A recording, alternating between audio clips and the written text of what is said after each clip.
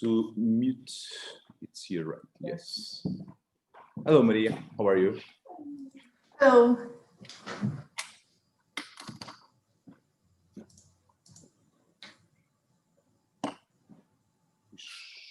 Should wait a little bit more. Yeah, I think so. We are live. Yeah, I know.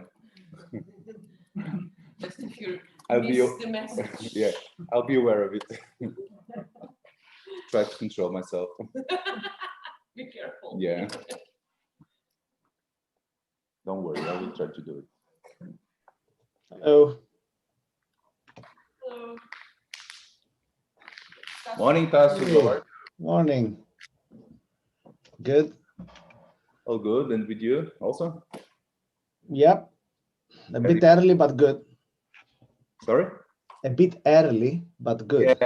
Yeah. Yes, it is. It's coffee effect needed. Yeah.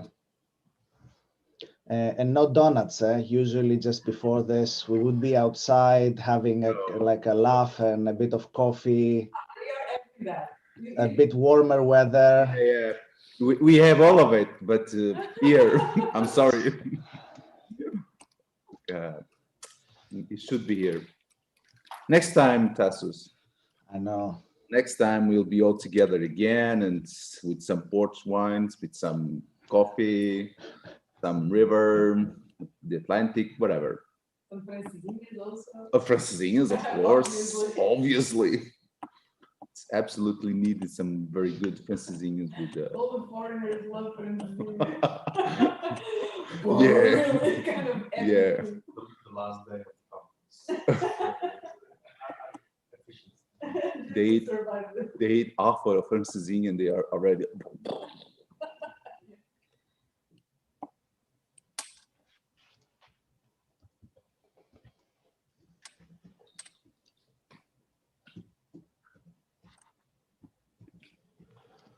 So you have 45? And then half an hour, okay.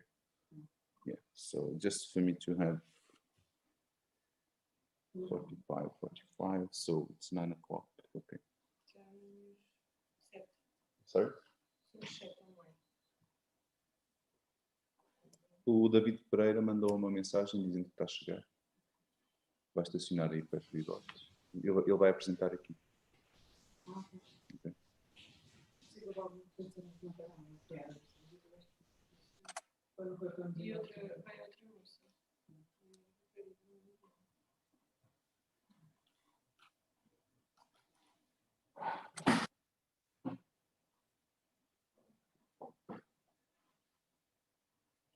Maria, I will introduce you first and then Tassus, okay? Perfect, great.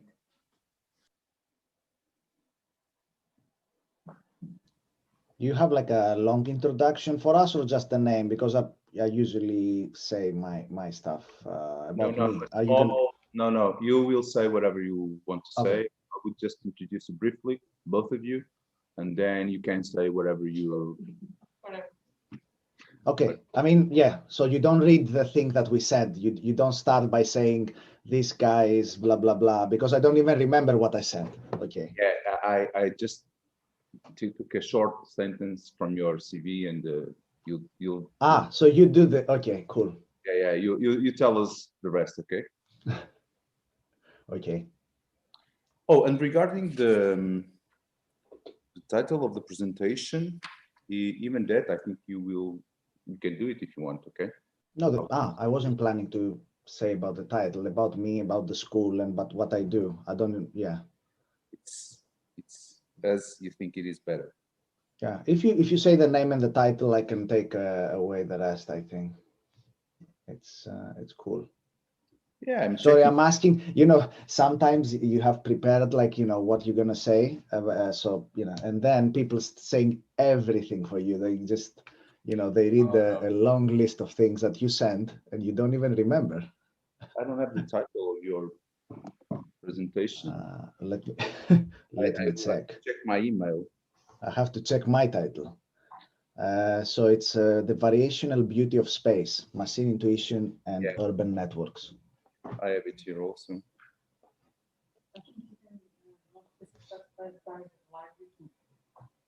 Sorry? Yeah.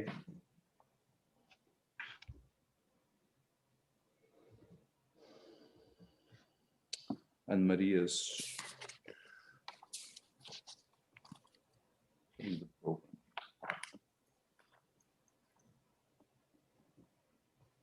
So am I the only one living in the cold? Maria is also probably somewhere south.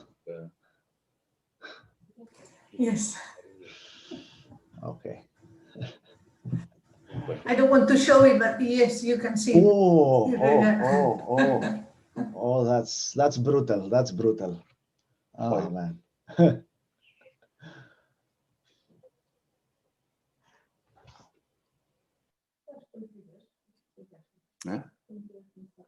Sim, ela vai só colocar o online ou são dois? De agora.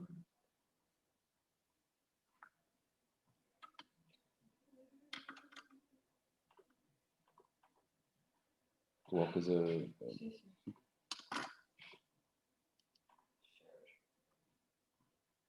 Love it. Problem solved, you see?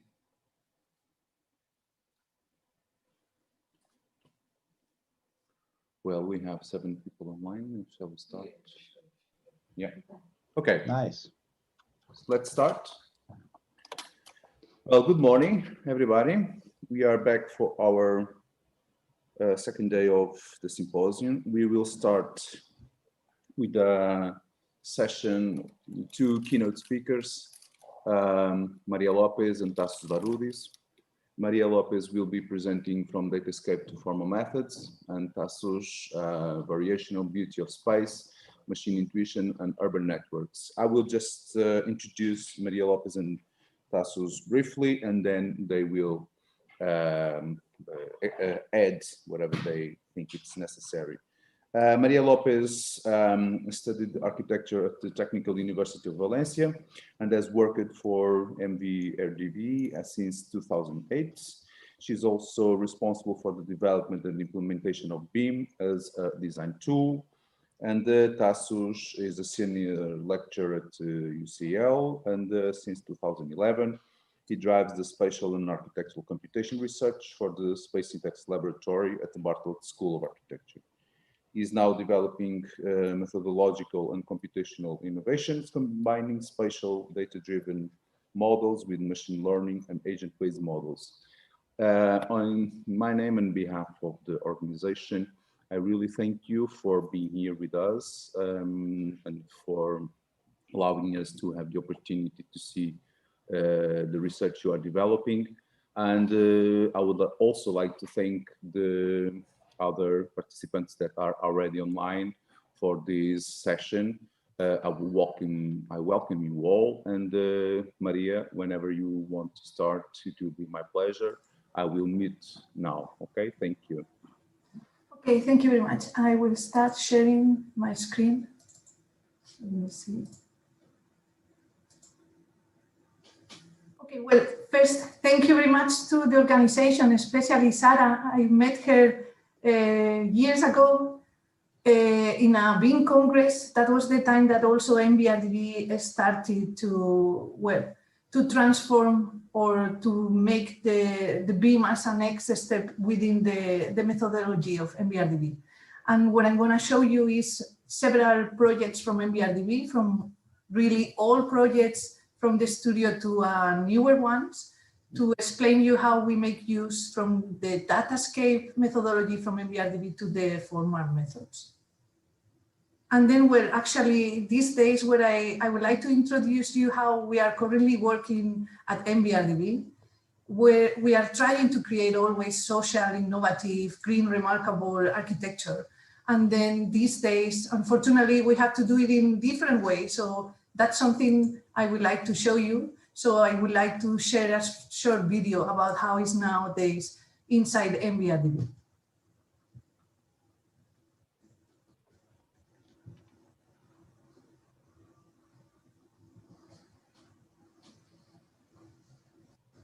So you can see the office is really empty.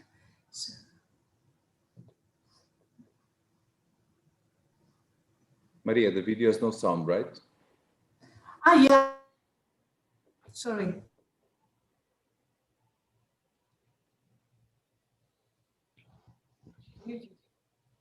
Are muted. Maria? Yes, sorry. Could you allow, because I think in the share, I could be also sharing the sound. It's an option in your computer. When you start sharing your screen, I think you have to tick a box that says share computer audio or something. I'm not an expert in Zoom, but there's some. Okay, let me check. I will stop sharing and share it again.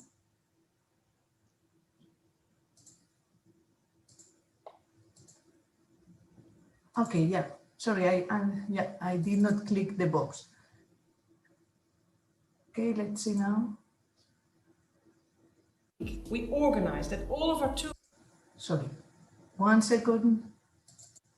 So you see now the screen, right? Yes. Okay, let's. 250 staff members could work from home. Could you hear, Inger? Yeah. Perfect, thank you. Our people all work from home on a secure connection with a remote control. So the computer and the project stays in the office.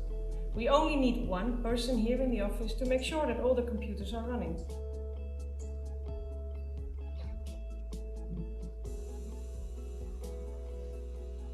We have wonderful monochrome meeting rooms, but of course we are now meeting from home in online meeting tools. Hi guys, how are you doing? To stay fit and connected to each other, we came up with another solution. Mandy, our receptionist, who's also a bootcamp trainer, is starting the day with a fitness class for all staff, also via Zoom.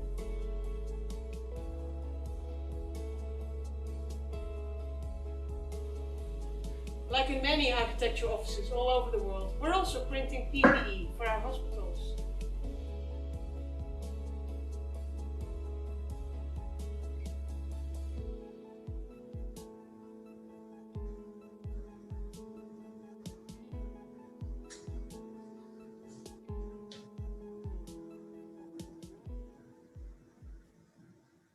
Well, it was just to show you how we are. I have to admit, I did not join yet any fitness Zoom, but actually we are trying to stay fit and keep working as good as we were doing it before. So, what I want to explain the first thing that I would like to explain to everyone is like, since MVRDV was founded, we have been fascinated by the data-driven parametric design. That is what we call it, the Datascape. So for MVRDV, the design is literally defined by the given parameters, where we architects are able to create unexpected forms that will go beyond artistic intuition or non-geometry. So I would like to explain you how BIM for MVRDV will be the next step in the development of the methodology. So through BIM, for us, it's possible to design Datascape in a more intelligent manner by the use of parametric change engine, in our case, Revit, with the extension of the visual programming of Dynamo. This is just one example how we can also deal with master planning, with capacity studies through the extension of the Revit Dynamo software. And during this session, I will explain you what does BIM mean for MVRDV, and I will explain it through 4 main key elements. For us, BIM is data, is collaboration, dynamism, and simulation. And I would like to start for BIM as a datascape model. For us, it's a datascape model because understood as a data-driven or parametric design engine, it's central to the belief of MVRDV that the method that consists of a large degree of quantifiable parameters will influence or will even define architects' work. These parameters could be building regulations, cost, technical constraints, or natural conditions such as wind or sun. And then for us, BIM is this data-driven parametric design engine that will help us to visually present all the parameters that will generate the design. So for us, one of the best examples is to explain the Datascape is the Metacity Data Town, a project from MVRDV from 1998. The project, well, is a datascape that ignores the style or the beauty, where parameters are the existing use, the energy, agriculture, CO2. And then I would like you to imagine a city that is only described by data, a city that wants to be explored only as information, a city that knows not given parameters, not given topography, no prescribed ideology. So there's no representation and not context. It's only here and push data. And then Data Town has been defined as a city of 400 by 400 kilometers. The urban size that is equivalent of 1 hour driving in a high-speed train.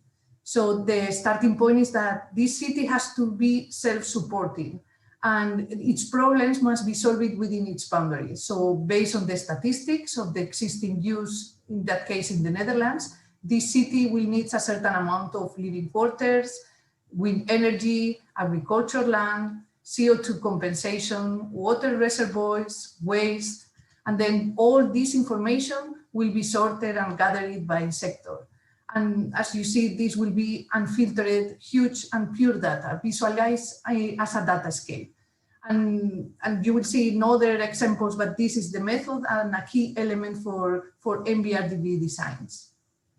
Another project, an old one from 2008, is the Peak City project from MVRDV. So in 2000, we imagined a new scenario for the pig farming in the future. The Peak City is a completely data-driven design based on the parameters for biological pig farming. The question for us was, how much space do we need for biological pig farming? In this case, you can see that in 1999, 50.2 million of pigs and 50.5 million of people were inhabited the Netherlands. So the Dutch pigs occupy 16.4 thousand pig farms in 1999. So all of the pig farms in the Netherlands were 75% concentrated in the provinces of the south of the Netherlands. In the case of organic farming, actually, these pig farms will be distributed equally within the country borders. There will be like a pig farm every 1.6 kilometers. As data, an average pig in the Netherlands must have like 64 square meters. So we design a basic organic pig farm where this farm is a solution for the welfare problem in housing, because pigs have more space, are kept in groups of natural size, and have better facilities and comfort. So what we do is we stock all needed farms, and we end up with 31 pig towers that are needed to supply the Dutch needs. So these towers will take up less than 5% of the Dutch surface. And as you can see, towers in Peak City will become a three-dimensional data scale of the floor area. Another project I would like you to introduce is the Homerus Quarter in Almere. In 2007, the new town of Almere in the Netherlands decided to give more freedom to individuals in terms of the design of their houses. So the datascape of Homerus Quarter consists of architecture, the parcel size, communal courtyard, and the position of the parcel.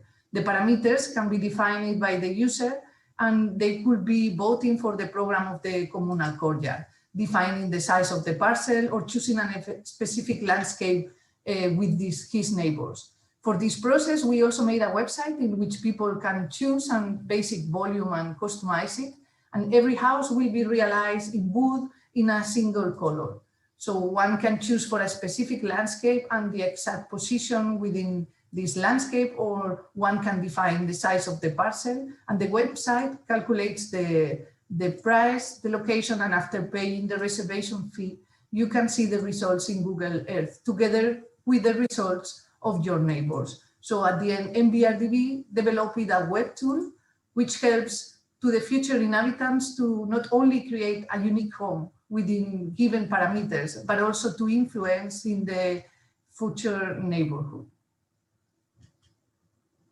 Next project is the Village Maker. So it's an open source software. In this project, the main parameters are the housing type, the view, sunlight, private space, price range, and location.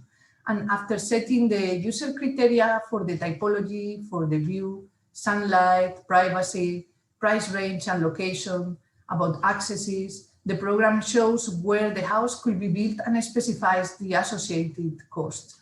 So through this software, some extreme scenarios can be tested, like the case of the image I'm showing right now, the block village, the most primitive organization, using only the default pitched roof style houses with zero rotation and no allowances made for views or sunlight.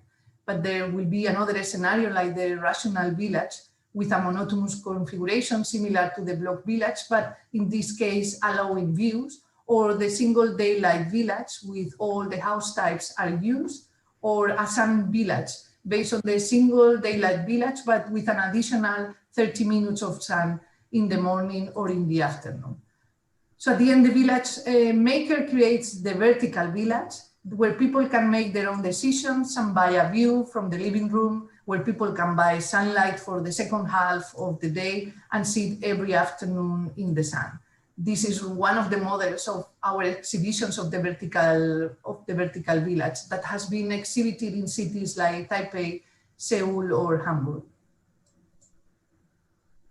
Then we move to France with Bastide Nil. For us, it's a datascape which can be influenced by the daylight and the sunlight. What we do here is like the existing historic structures are served as basis for the entire master plan. It's a master plan that has been maximally densified, carried out by the public transport, and all the area left is extruded to 100 meters high.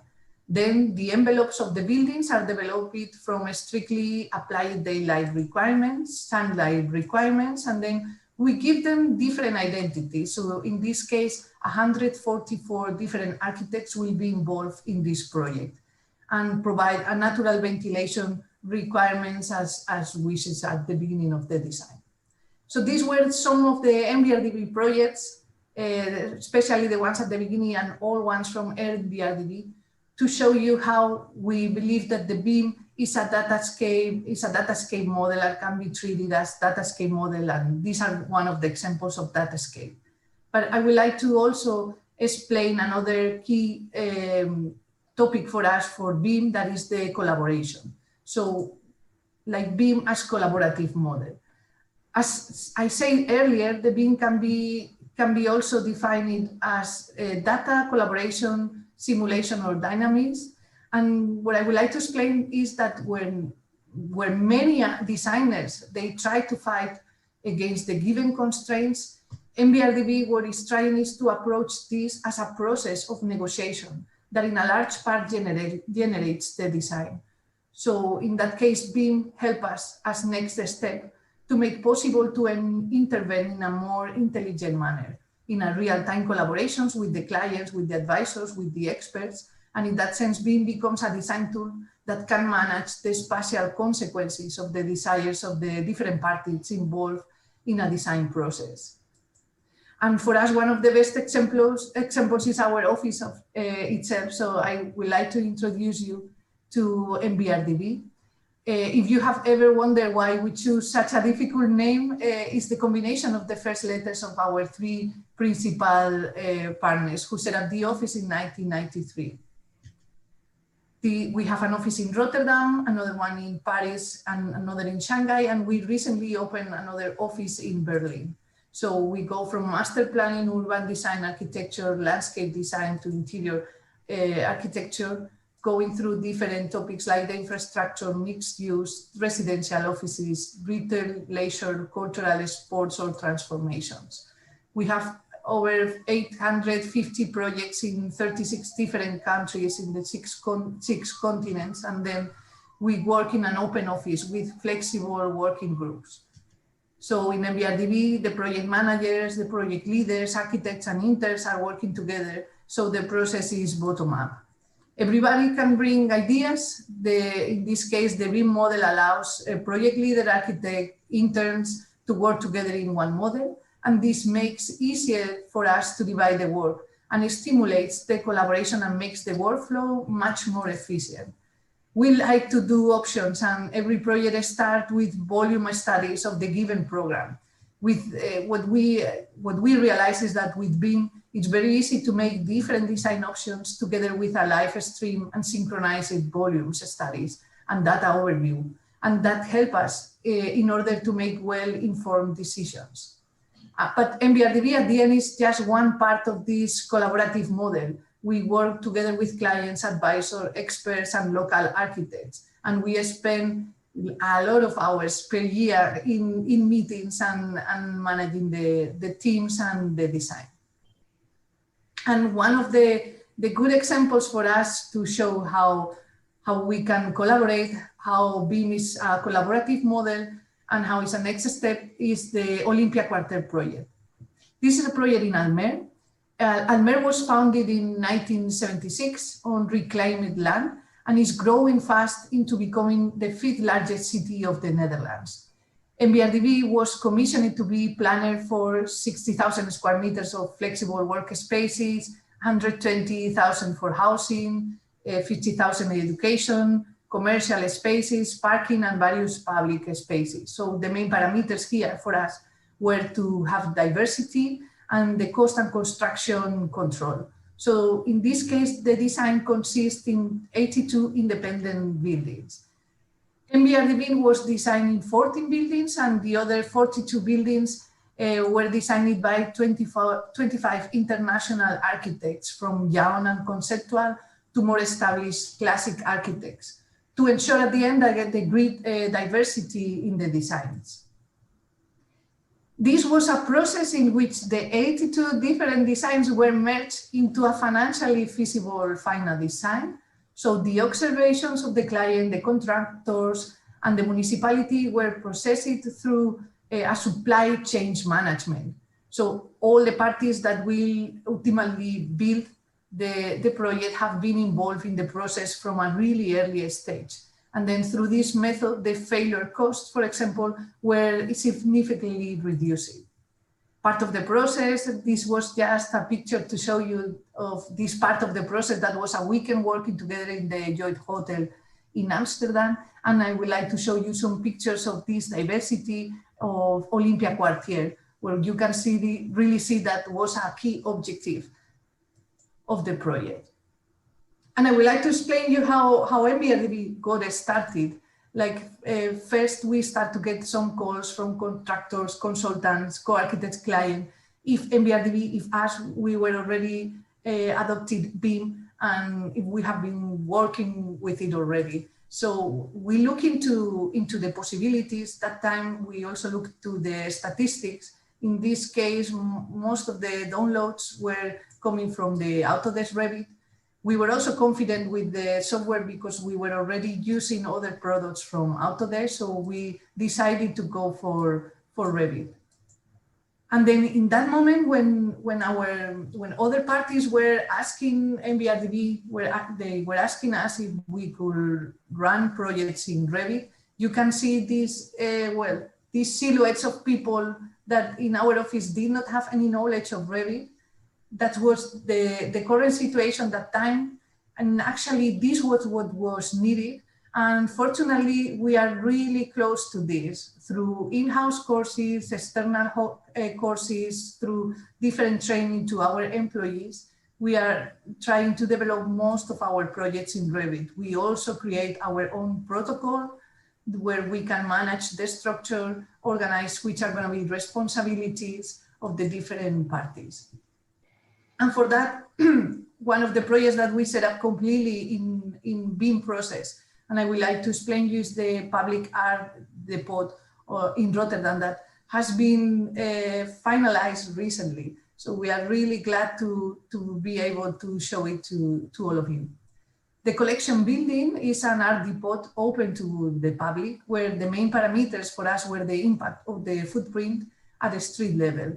It has facilities, exhibition spaces, offices, logistics, bar, restaurant, and a sculpture garden, and private collectors facilities. It's realized on the northern edge of the Rotterdam's Museum Park that was realized by OMA OMA with Yves Briner in 1994. In order to spare the pack, the volume is designed as a compact round volume with a small footprint and will be fully clad with is fully clad with a reflected glass facade. And nowadays, more and more parties were involved in the design process, and as I told you, is one of the examples I would like to explain. So first, we had a design team that was made by the architecture, party, installations, building physics, structure, and the cost, and security. That was the design team. And what we needed to do is to create an engine to make work the full team in a good speed and process. So we defined different BIM roles. We have the architecture team, structural team installations with their own BIM coordinators. Then the BIM coordinator will be the one setting up the modeling environment to be able to deliver the output as specified, and will be the main point of contact for the modelers. And the BIM coordinator will be communicate with the engineers to gather inputs to ensure the current modeling of the design. This will be the overall of the structure of the team here, with the design team, our BIM manager, and the project manager overseeing the project. You can see how much information we input in the model, and we can extract. This was some images of the structural model, MIP model. The central model in this case was weekly checked by the BIM manager to detect any clashes. We define also which were the levels of developments of the projects. You can see how many information we can already get from the model, from sections to details, schedules to control all the data for the sessions that we have for the class detection. And at the end, what it promotes is the productive and open working relationships by using the central BIM model, in which as I say, architecture, MIP, structure, all the parties are combining. This was one of the examples of how we also try to make a script the panels on the facade, how we use it in Revit, and how we control all the data. That was really handy for the communication with the constructor. I'm showing now some of the details and how we're developing through the mock-ups in the site, testing the material, the details of the glass. This is one of the pictures, site pictures during the construction, how we also wanted to deal with keep the design intentions of our detail. In this case, the doors are opening like the ones of the tram, or for example, so they are sliding outwards, and this was the mock-up of the doors here, just to quickly show you. So some of the pictures, how we could define in Revit all the details and move it to construction, so we can really see how they match with the reality. And these are, well, the final image, and the recent opening was like 3 weeks ago of the Pot Boyman. So this is one of the nicest views, so you can really oversee how it's close to the park and to the Boyman's museum. So after the Pot, I would like to introduce you to another project, this case in Denmark. That's a health, cultural and leisure and education project, where it was defined as iconic volumes and all together in a rectangular shape. Cube for us is a good example also for this collaborative model. We again have the structural MIP and the architectural model linked together. In this way, the structure, the installations could be integrated from the beginning of the design process in a better way than the way that we used to do it with the 2CAD drawings. These are some of the images of the MIP. And well, that was really a collaborative process also with the future users. So for that, it helped us a lot to visualize it. In that case, that time we did it with the Revit Cloud. Rendering was faster and easier for us, and help us with the communication. This was just one of the models for the project that was built already a few years ago. And from Denmark, we moved to Moscow to the project Red 7. It's a new addition for us to the center of the city. that will contribute to the grand character of Moscow Central Ring. It's a new character for the city's silhouette. So with a height of up to 78 meters, the complex offers remarkable views of Moscow skyline and adds a bolt of new character to the city existing Red 7.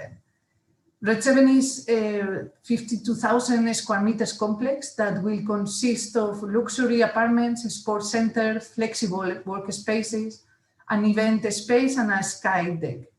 Creates entrances, views, sunlight cuts, corner views, and terraces with windows gradients. This is a way to show you how we work out our concept. This is the step story, how end up with the final design for the Red 7 in Moscow. The architectural concept draws its inspiration from the classical silhouettes that can be found across the city of the city center of Moscow. The idea is respecting and enhancing the beauty of the historic context and find its realization in both massing and facade of the new residential complex. These are some of the visualizations of the project, where the top floors accommodates the apartments in a variety of configurations and sizes, with the largest located on the corners and providing panoramic views in every direction. These are the elevations patterns were manipulated by various window sizes that responds the positions within the facade. And the red ceramic facade features a subtle gradient of window sizes in dialogue with the building's overall massing. Regarding the process, we had several project stakeholders, since from the client, designers, co-architects, MIP, structure, or fire consultant. For us, in this case, we were using, and that's why I would like to show we were using the BIM 360, because for us, as it's written here, was easy to configure and implement it, especially working with a big team in Moscow that improves the collaboration and increases the productivity. And what is also good for all the parties is to real-time visibility, so we can check how the process is developing. Just to show you how we could access the control, so the project and the folder levels access rights can be set up, can be defined by the company, while following the role or the user. We can control the data. We have the possibility to access to any project data or information and upload it or download it. That case that I think is gone, but we were using quite a lot the communicator. So that for us was easy to communicate with the people working on the project and other contacts in our list. And again, visibility, how good was to provide the transparency to the project stakeholders, making everyone more responsible. Improves the visibility in this real time from everywhere in any time, and is a virtual design review possible in 2D and 3D. Here you can see the architecture model and the structural model of Red 7, also the MIP model comparison with the architectural model. And about the deliverables, we could manage the deliverables through the project life cycle. This is an example of how you can click in one of the room and then you access to the data of this space or room. We could also review published content, and we can also try to script in a more smart way the facade. In this case, this gradient of windows that I mentioned when I was showing you some of the pictures of visualizations of the project. We were using a script, in this case Dynamo, to help us to visualize this gradient for an easy internal check. Here are more pictures, more screenshots of how this more visual understanding of the scheduled data.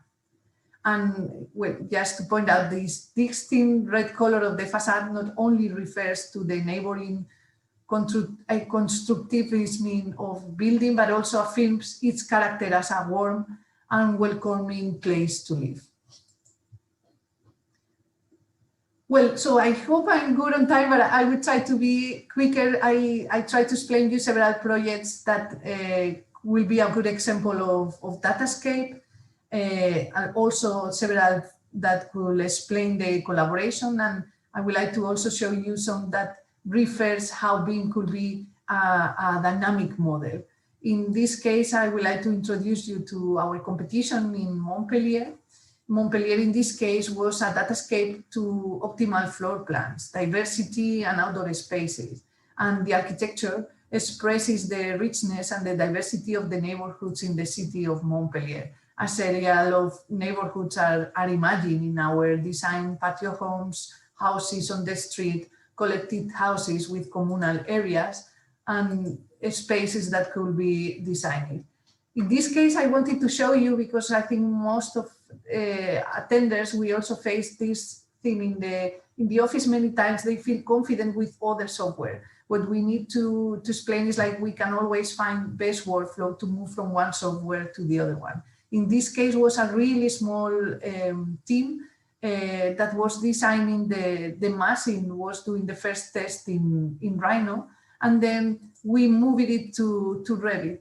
We explained how to do it and how much efficient will be to do that step. Actually, the team was really small, as many of you have to face. Many times the planning was quite tight.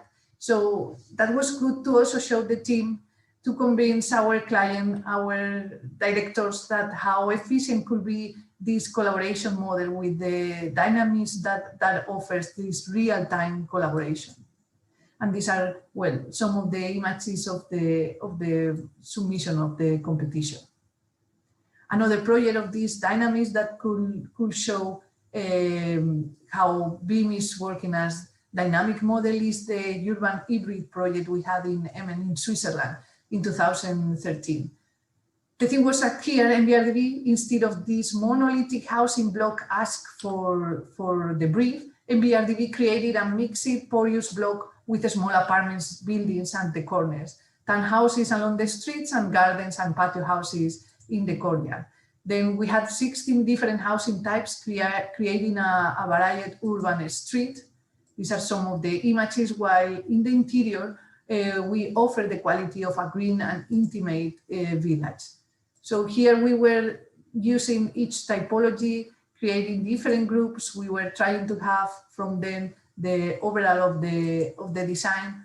In this case, we were controlling also through different work sets how we could control the model, how we could organize the collaboration and make more easier to go through the different typologies and work together in the team. And what was well, as all of you know, to work in a BIM software, one of the advantages is like you are working in a 3D model that will be updating your elevations, your plans and your sections, and that could be separately in one model or showing at the same time the overview of the total. And we also started urban projects in BIM, as was the case of the Floriade in Almer.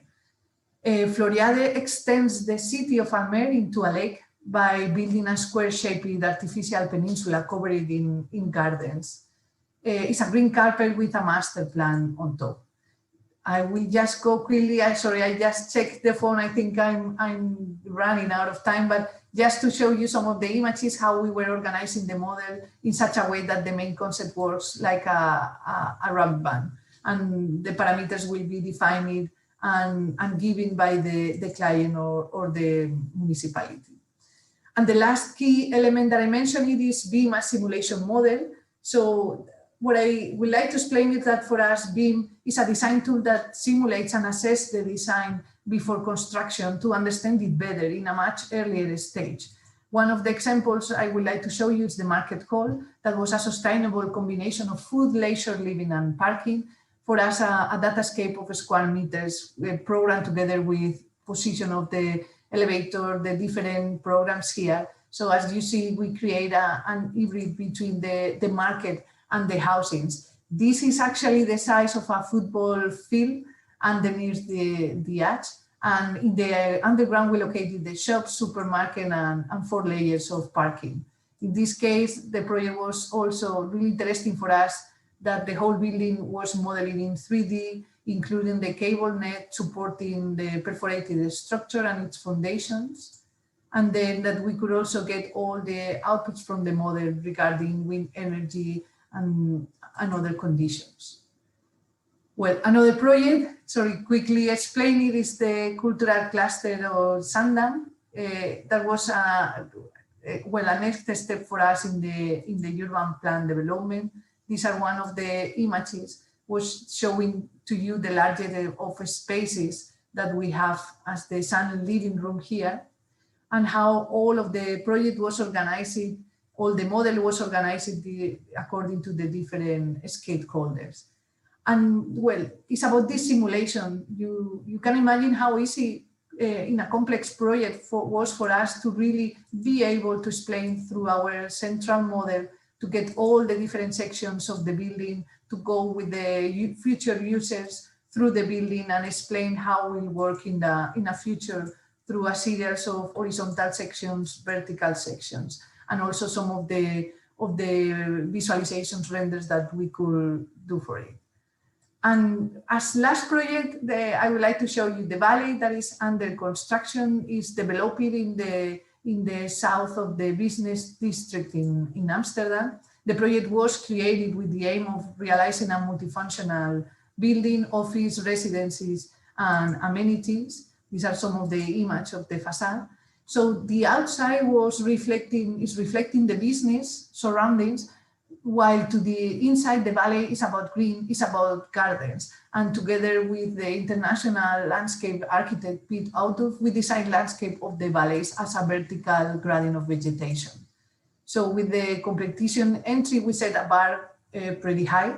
So a complex building where no floors are the same, nor angles of the facade repeat. So how we can execute this as closely as possible to the initial design ambition. So in collaboration with Arup, we implemented a series of BIM and computational design processes through which the design was optimized. This was the building envelope, 3 towers plus plinth was given by the municipality, and we carried it out all the way down, also through the plinth. The valley is designed actually to allow the maximum sunlight and the living areas of outdoor spaces. And in order to do so, we brought the model from Rhino, a 3D modeling program, into Grasshopper to set up a parametric model.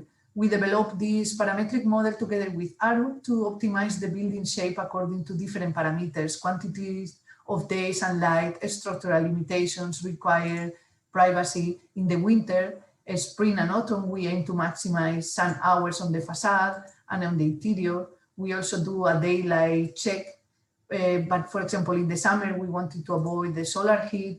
The terrace check was also done. At the same time, we need to keep track of the size of the resulting terraces, neither too big nor too small. So when we incorporate all of those criteria and run them through a generic algorithm, we can test and compare countless possibilities for the valley.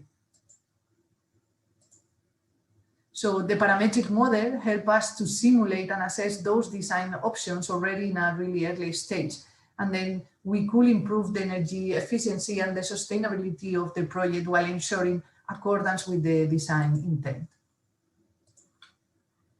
After these optimizations, we obviously integrate the opportunity for manual adjustments. So at the end, we create the tool needed with which we could shape every aspect of the building. Here are some images of the parametric model, the architectural model, structural model, and MIP. Because of the complexity and to be able to properly handle the model, the architectural model was also split by different parts. The complexity and the diversity was controlled by the schedule, and the coordination of models. In this case, the class detection was done by some models in IFC through, in this case, if I'm not mistaken, but through Solibri. So there's a full workflow. This is a full workflow diagram. In this case, for the facade, we use a script to generate the pattern, help us in the analysis and communications to all the parties. This is an overview of the process. How we move from Revit to Rhino, we use a Dynamo script to precisely filter the necessary geometry. Essentially, this for us is a datascape that is transferred between the programs. We also create a facade pattern generator script. So the initial facade is analyzed and divided into different scenarios and classified according to the applicable rules. So here I can show you a short video of the facade pattern generator. That's just a demo. So the natural stone facade panelization is defined by using the parametric tool, the facade generator in this case. And then in our workaround, we move back to Revit to submit all the data to the constructor with the facade engineers. Here, how we create these families that they were sharing to the constructor, the mock-up on the site, and these are one of the latest pictures of the project. So, well, as I told you, for us, these digital data-driving tools provide us a fantastic opportunity for collaboration, and where we don't exchange static drawings of tables, but dynamic models. And I wanted to share with you all these projects and how we see that we move from this Datascape to formal methods, and how this is the next step in the development of MVRDV methodology. So I hope all of you like it, and I hope it was inspiring for all of you. Thank you very much for attending.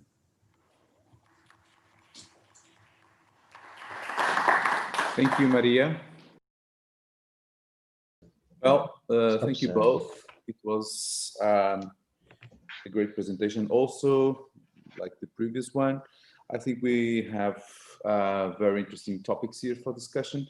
So I will open now the debate period, and I'm wondering if anyone want to start to put some questions here at the room or online. Franklin, if you want, so you can start. I will move the camera to Franklin, if I can do. Congratulations for your beautiful presentations. But one question for Maria and one for Tassos. Well, the implementation of BIM technologies on the table of every architectural office. Well, but it's a tricky question. The numbers I have, it's a very heavy investment, and it does not provide the immediate results that we expect from a new process of production, in this case of architectural projects. What is your experience? The investment of your office in BIM, was it profitable? Could you obtain new, cheaper projects, better projects?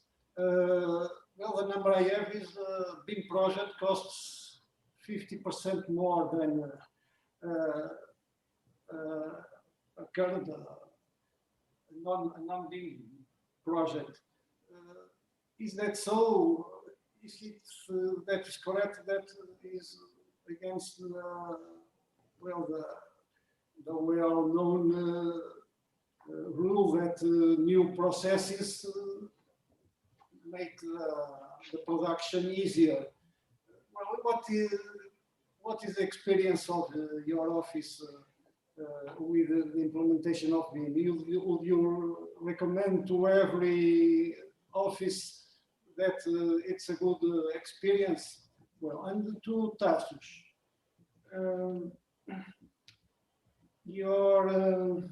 well, let's make a virtual experiment. Suppose you are Newton, you go and pick the data, the big data from the tables of Kepler and Copernicus, and you apply your machine learning. Well, if he has that technique in his time, and he arrived to, he arrived to the law of gravitation, universal gravitation? Well, my supposition is no. I don't deny the importance of machine learning.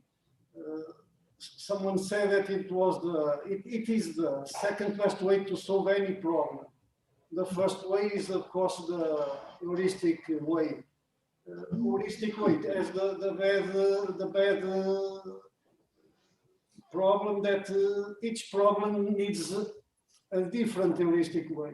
And the machine learning is a technique that can be used in any problem. Well,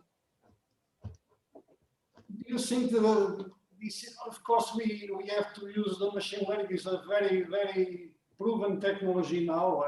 I also use in problems that appear, and it's a very proven technology. But can it rise to deep understanding of our world? Of course, this is a very old discussion between the empiricists and the rationalists. But well, I don't want you to, or me, or this audience to solve this problem. But what do you think about that? Thank you, Franklin. Maria, would you like to start? Yes. Well, thank you for the question. I have to say, definitely for us, it's profitable. I have to say, of course, at the beginning was an investment for the office, but especially for colleagues to be trained in a new software and in a new process. But especially in our case, we are global. We are working with many companies located in different countries. And we have this collaboration process that actually we end up with better results within the BIM processes. I remember actually when we started, we were kind of pushed by other architects, more in the northern countries, like in Denmark or Norway. They were the ones really more into BIM. So we were a bit a step back from them. But the thing was was easier to coordinate it. That was also the moment we started to get that is one of the, in my opinion, one of the biggest advantages. We don't get any more just sketches from the structural parties. We get a model, or we get other inputs also for other parties that we can integrate it. So it's not only profitable for our company, it's also, like, as I explained in the presentation, it's a failure of the cost of the construction and the design. But for us, I showed this competition in Montpellier that was really a small team. Sometimes we only have few weeks, even sometimes few days to coordinate.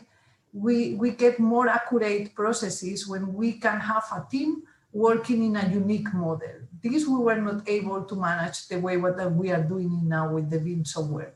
So this is something that our founders also realize, how we can control all the data and work on the models in a really collaborative way. And of course, that I also mentioned it, nowadays, it's getting quite easy, this transition to all these online meetings, because we were already visualizing things directly through our models. With many new softwares now, we use a lot Enscape, like for this real-time rendering that comes from the model. We already have these virtual meetings with the clients, with the parties, to have the clash detection. So we see a lot of advantages of that. I don't know if that's Franklin answer and I convince you, but I have to say that from the past 7-8 years, we are doing the implementation, and I can say that that's our main method to go through our designs projects. And this is helping us a lot in the execution phase also, and supervising the construction. Thank you, Maria. Passos? Well, I think I succeeded at least having one participant being angry about what I said. And that's usually Franklin. That's good. No, it was, it's actually a good question, but I'll have a counter offer. What makes you believe that the way that Copernicus and all the other guys weren't using machine learning? Because, you know, it's in there. But in all seriousness, I think the advantage, look, it's not it's not going to work for everything. I don't believe it's the next, it isn't the next big thing. Of course, there are a lot of big things as the, the now outdated gravitational theorems of that era.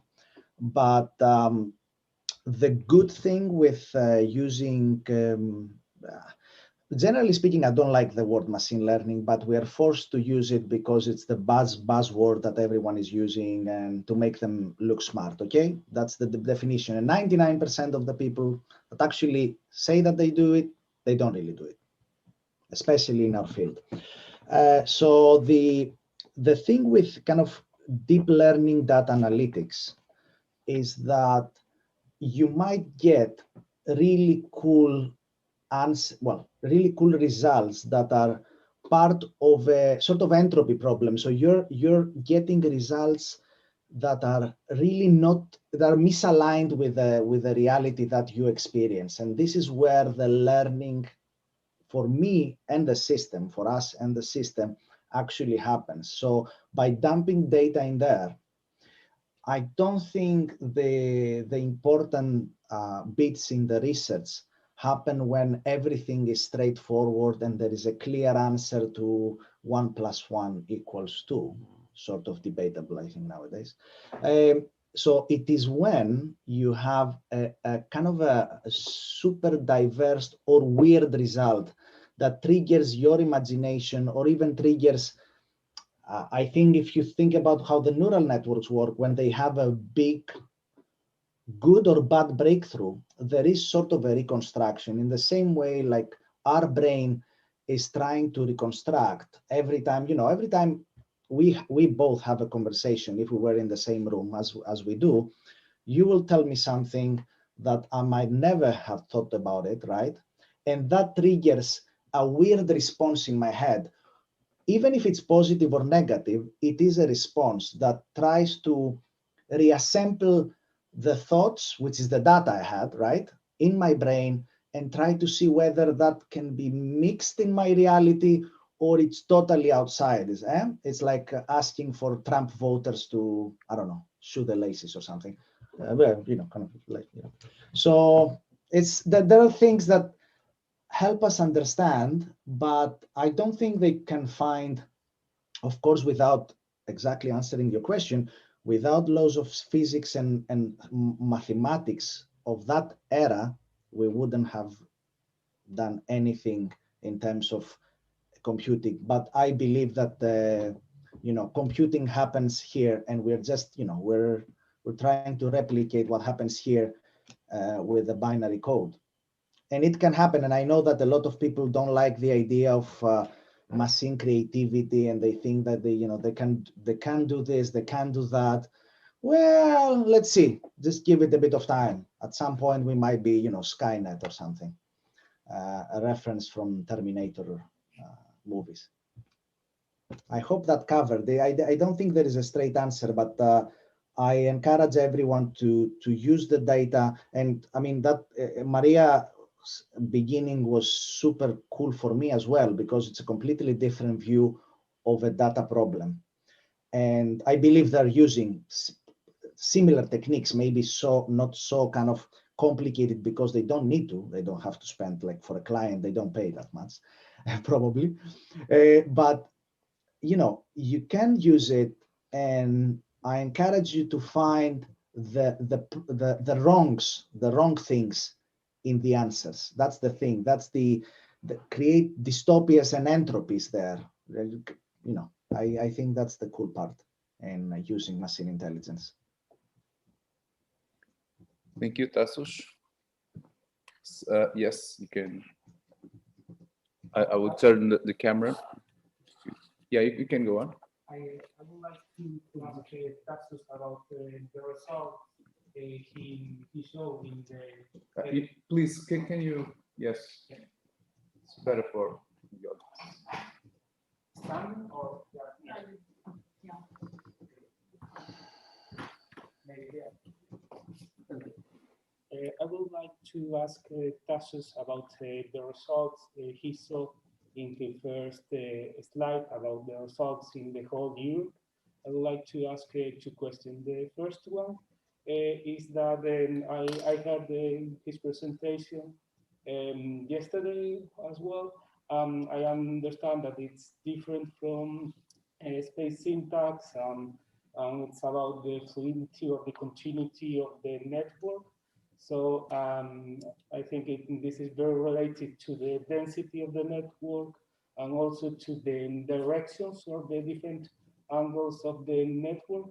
About the results in the Iberian Peninsula, what it seems quite weird from my opinion, it's that for example, in Portugal, we can see how Porto almost disappear, and we can see that there are, we can see the southwest of Lisbon and in the southwest of Madrid, and also a part in the north of Spain. I was wondering if it is related to the flat areas in the Iberian Peninsula, because we can see how in the whole Europe and the Alps, for instance, almost disappear. I would like to ask if the algorithm or the neural network prioritize the flat lands most, that this is quite different from I think the image I have. This is the one that you're talking about? Yeah, this one. This is just to stop you for a minute, and then you can ask the rest of your question if it's relevant. But this is just a space syntax. It's an integration analysis of the whole of Europe on a data set that it's not normal, normalized. I mean, every different EU country gives the classification of the roads in a different way. This is not really a good, it is an eye-catching thing, because not many people can do an analysis that big. And I wrote the special software to do it, but it's not presentable as a research paper. It's just a cool image that I wanted to start, because it's not good, because it has a different density of roads in different countries. So there is a different way that France does the road classification, and a different way that Portugal. And I think Portugal is a very low quality network. So don't take it as a research output. It's just my cool starter. Which source? I'm sorry? I was asking about the source of the information, if it is made from OpenStreetMap or... Oh, no, it's not OpenStreetMap. It is the European statistical, it's a European Union database. There is a road network of the European Union in a data set somewhere. I don't remember. I did it I don't remember when I did it a couple of years ago, to be honest. And I kept it as a, kind of as a cool, big thing that you could calculate with the correct data. Of course, this is not correct data. I never used it as an output in a kind of a research presentation or a paper. It's if you Google European Union open data. Someone muted me, by the way. Sorry. So if you, they don't agree with that. We're outside the European Union now, so maybe that's the thing. I was just pushing my luck there.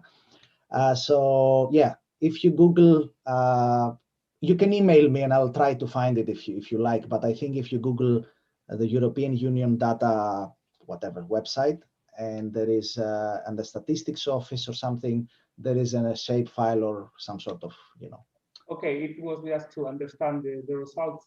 The other question is quite simple. If the training was made with the cases in the UK, and afterwards the algorithm replicate that on the whole Europe, or did you use different training places in the whole Europe? You're talking about today's presentation about the neural network, right? Yeah. Okay, so first of all, honestly, it takes a lot of time to train it with a lot of examples. That's one of the problems. And I do have, I do have kind of a supercomputer level equipment, but I don't have like Google size equipment that they can run in millions of GPUs. I do have kind of not a simple user kind of computer to do these things, because they're quite slow. If you get the best computer today, it's still going to be like very slow. So I've used different areas. Not every, the thing is, yeah, as I said, I'm a bit biased because we have a lot of data about, the UK, as we are UK based. And for me, for example, I wanted to do Berlin in order to understand whether there are kind of differences between kind of, as you said, London and other places. The data are not exactly categorized and are not easy to find sometimes. So I have run it in other places. You get similar examples, similar results. The cool thing is where the two things, you start seeing the separation between the two. And it's still an ongoing thing that I haven't published, but I have done it. And if for people that know the other city, maybe not about, I don't really know all the details of how the kind of locals are looking at Berlin, or local analysts, or local urban designers. But if you show these results as well as results that I presented yesterday to people that know the local area better than me, that they live there, they are seeing what this separation means in learned space, in latent space that I presented today, and in the clustered, let's say, space that I presented yesterday. And people that moved from one area to the other had and they're working in the government, for example, in the local councils, they had something to say, which for me was like, I've never been to Birmingham, for example, and I don't know, I've been to Birmingham, but I've never lived there. So yeah, you can see things with a different eye than, let's say, a more typical space syntax model.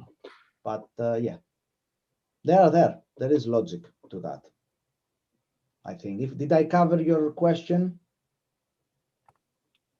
Yeah. Okay. Thank you very much. Sarah? Hello, so I would like to pose a question to Maria. You can listen to me, can't you? Maybe I'll take the camera. Oh, the camera is pointing to somewhere else. A bit more. Yes. Okay, here I am. So I would like to pose a question to Maria. Thank you for your presentation. Also, thank you, Tassos, for your presentation. Really, really nice. And my question goes, I think, to a point that you didn't address that much. So you, as an architectural office, you work for contractors, for clients, for final users, of course, for inhabitants. You have lots of housing developments. But I guess that in the majority of the time, you don't work directly for the inhabitants. But you showed lots of housing developments in which you want to include diversity. So you have different floor plans. My question is, how can you address those needs of diversity to someone that you don't know yet? And if you have some kind of idea, information, of course, then MVRDV designs, builds, someone else sells those houses. But if you have some kind of feedback about how this diversity that you created worked for the future inhabitants. Hi, Sarah. Thank you for the question. Well, actually, it's true that when we are in public projects, it's easier to have these participation processes. Actually, we have to go through for most of them, but we have experiences like, for example, the silo dam, that we still, I like to say, we take care of our babies and we still follow up, and then we try to get this connection with the inhabitants and the users. And more often we also have more private projects so that we really discuss with the client how they envision their future the future house. But it's true that for MVRDV, our main interest is to explore new typologies, and then we always end up with a variety of typologies. But we try to keep this contact and the feedback many times. It's also already defined in our brief by the client, but we are always trying to negotiate and exploring and apply it.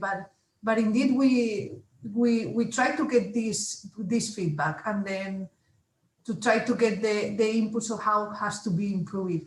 Many times we need it. I remember many years ago when we were developing our first houses in India, we were lacking of the information of how it has to be developed, which are the requirements, because different cultures means also different needs. And then in that sense, sometimes we don't have the chance to talk or collaborate with the final users, but we always have the support of local architects, of people that really knows how things piece to be developing and follows most of the wishes. But indeed, I think we should try to also find and develop a tool that in real time we can get inputs from the future or potential final users. I remember reading in one of your books also that at a certain moment, I don't know if it was in Silodan maybe, that you were also facing this difficulty in balancing the diversity with the cost, so that the contractor or construction company was in a bit of difficulties because you had lots of diversity, and then of course costs increase. So how are you dealing with this topic? What kind of strategies do you use to balance these two issues in a more stable way?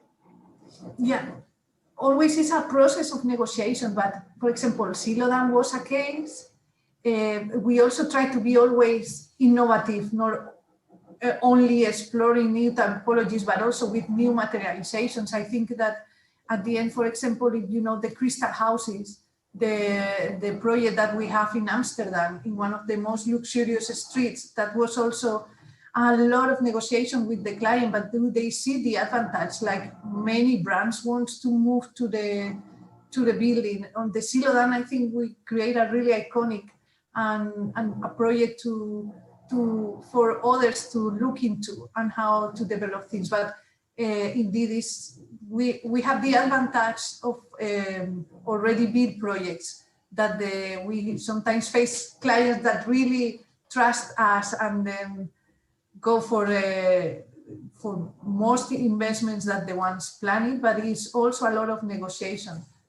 And I have to say, all this being processed, the simulation is also really helping to that. When you can really have at the beginning the client say like, this is what we are looking for, but that could also have an extra cost. And in some of the projects, that's the one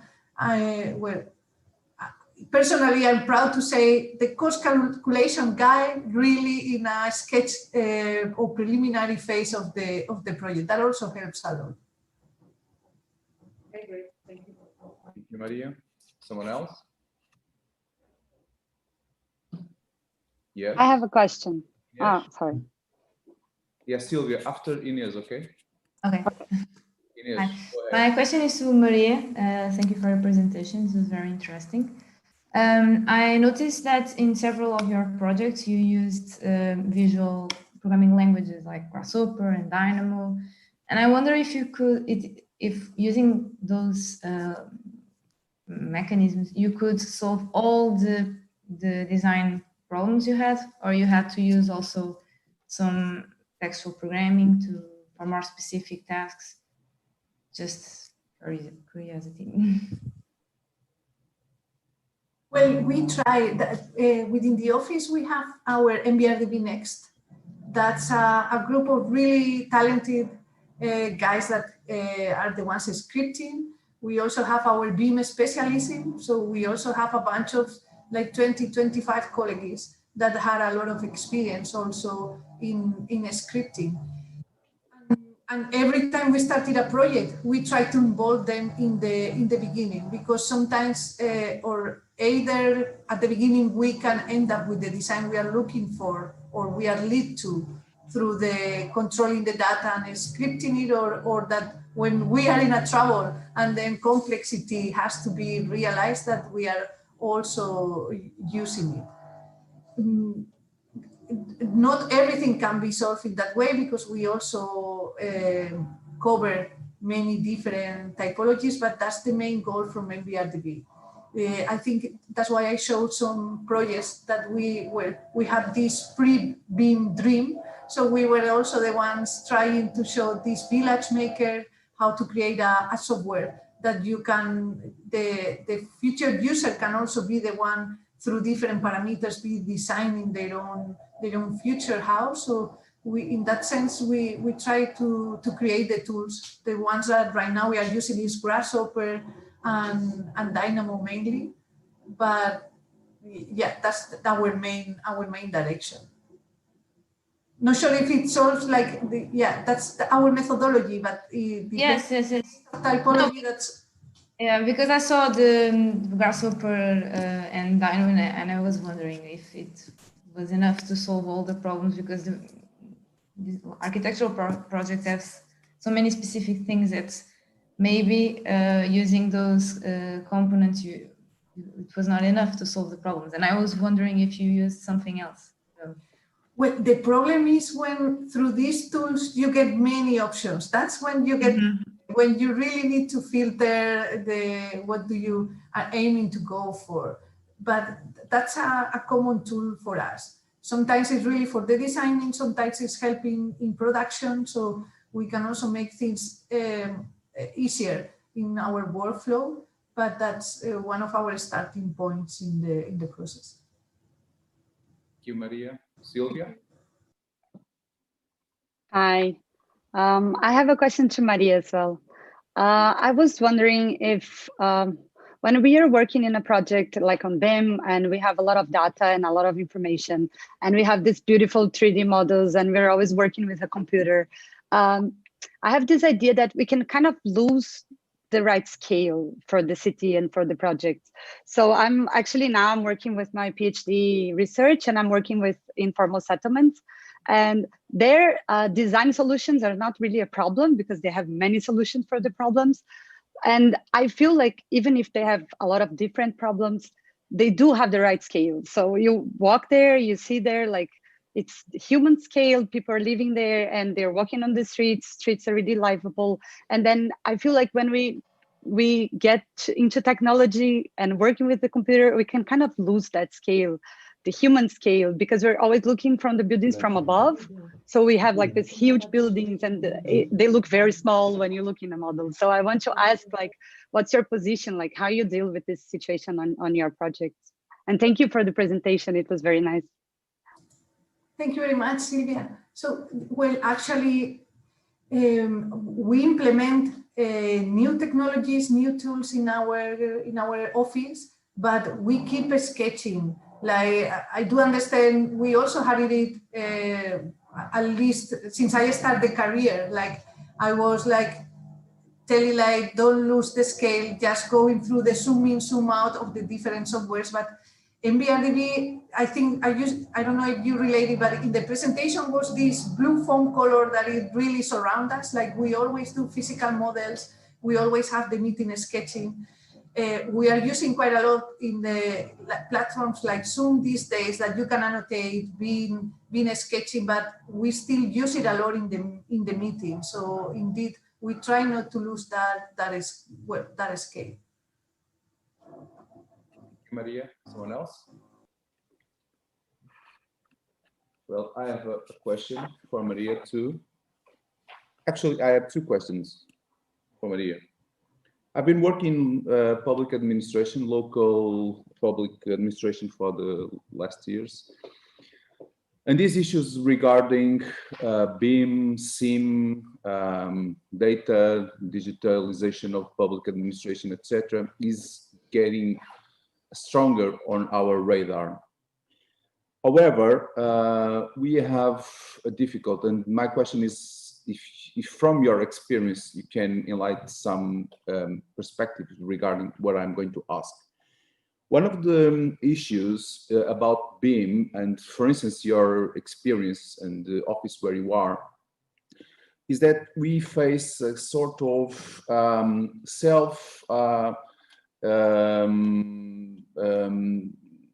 structured way of working with BIM. So you show us how your office works with BIM. And if I get another office working with BIM, I would probably find out another similar or a little bit different way of working with BIM.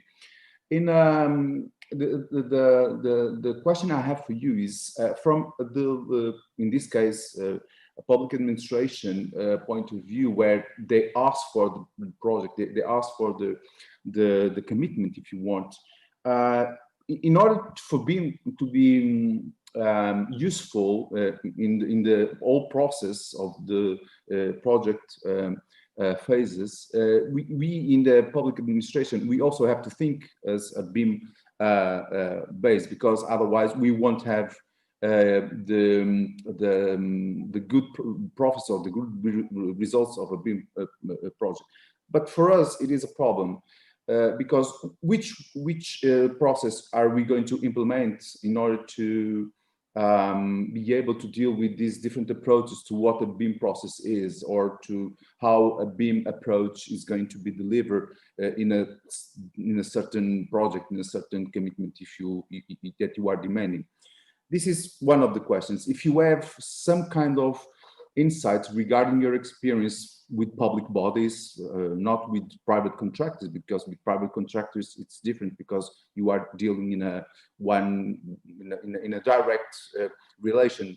With a public body, it's a different relation that is established.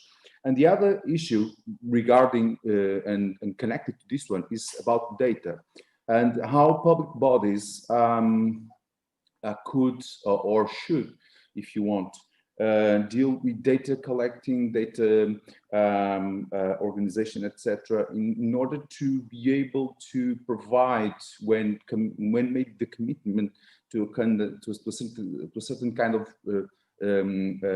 project, whatever, the way the data should be delivered, or even before that, collected, if you want. So this is I think that I don't know if you have a straight answer. It's more about your experience in dealing with public bodies regarding this moment where the public body asks you to do something, and then the way it comes back to the public body. And if you can set some kind of overall or general rule regarding this, or even not a rule, but a process, an approach. This is my question.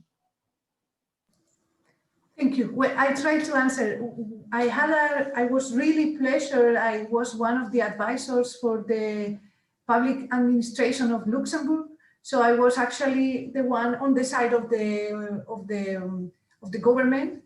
What they did was a pilot project. So it was one of the BIM processes for the administration, and they asked us for advice. So the good thing is, the first thing and first approach from their side was to team up with all the different designers and parties involved on that. The first thing we always look is to look into the country, look if there's already standards there for BIM processes, and then also checking the protocol. In the case of Luxembourg, for example, was quite new, so that in that sense we were also trying to help the administration and the teams to really look into kind of fine-tune or filter, which was the main things to follow up. I'm not sure if for you, maybe your question is more also about deliverable processes, or when do you meet, what you can expect, how they can access to the data or follow up the process. This we always try to fit it in our BIM protocol.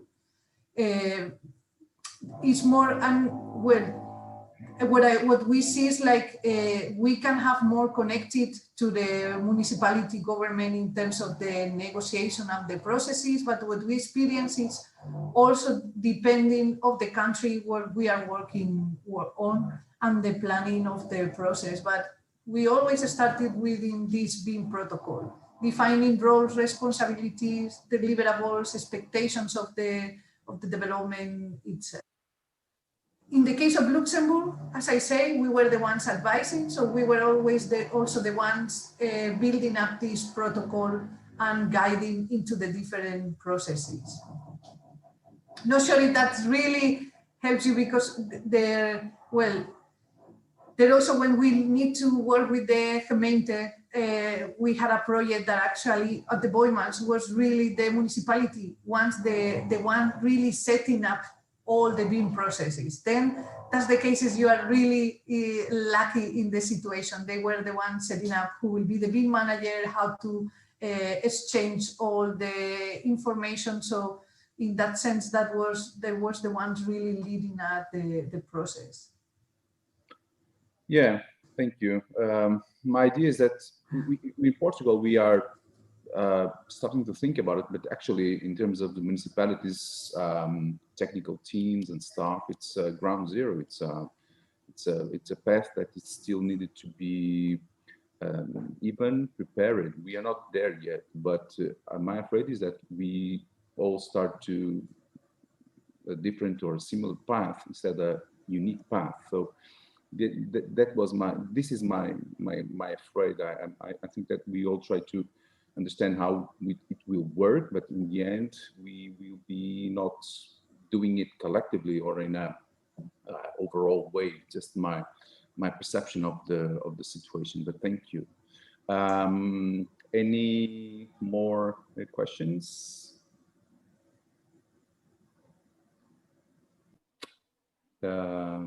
If everyone is okay, I will propose to stop here, and we will be back at 11:30. So we have yes, that's. Let me say something final. First of all, I think I'll have to invite Maria, and I'm just publicly saying it now. So there's a bit of a commitment there, kind of invite her to give a presentation of a similar presentation to the group, to my group, because I think they're doing, for our students and our researchers, it'll be amazing to see this in kind of real and super cool buildings. I mean, they're well known for these things. And the other thing is I really miss my friends in Porto, all of you guys, that we have a great time. And I hope that the next one is going to be a physical one. And thank you for the effort to do it online. But I still miss the days and the nights with all of you there. It was a bit of a bummer not to be there with you. But thanks for the invite as well. Yes, Tassos, you are absolutely right. You were both great, but it would be much better if we could be all together.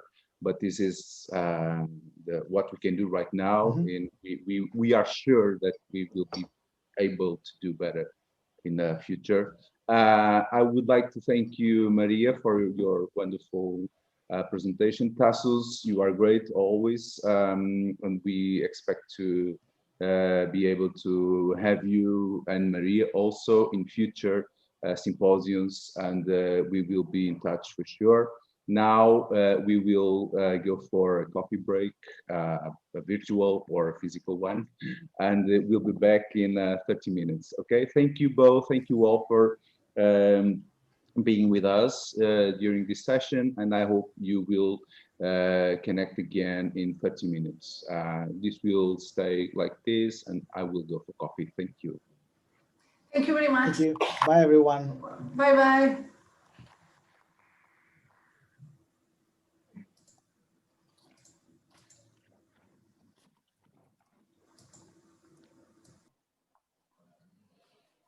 Yes. Great. Good. It was great. Really great. It was nice to have them both. Yeah, very good. It was very different data, very different reality, but complementary. No, but in a very complementary perspective, yes. E esta questão que ela, a experiência dela, pá, nós quer no Porto, quer em Matosinhos, esta história, por causa da bazuca, anda